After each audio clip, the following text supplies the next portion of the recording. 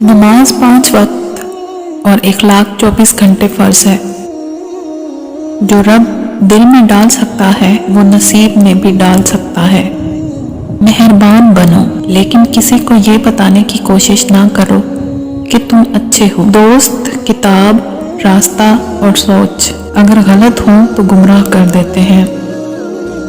زندگی کو اتنا زیادہ سنجیدہ لینے کی ضرورت نہیں ہے، یہاں سے زندہ بچ کر کوئی نہیں گیا۔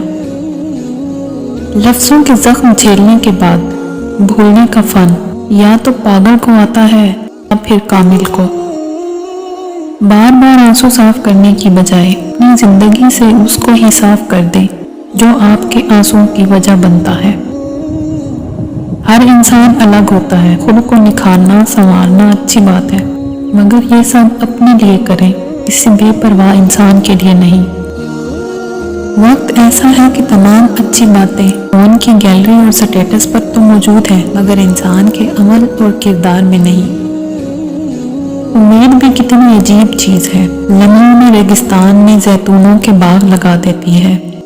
عمر کا تعلق سالوں سے نہیں ہوتا، بعض اوقات انسان عین اپنی جوانی میں صدیوں پرانا ہو جاتا ہے۔ لوگ اس دنیا میں ہر چیز بہتر سے بہتر چنتے ہیں سوائے لفظوں کے۔ سوچ اچھی ہونی چاہیے، کیونکہ نظر کا علاج ہو سکتا ہے مگر نظریے کا نہیں۔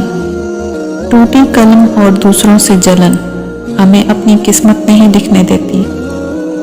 راستوں پر نشانیاں وہی لوگ چھوڑتے ہیں جنہیں پیچھے رہ جانے والوں سے ملنے کی خواہش ہو۔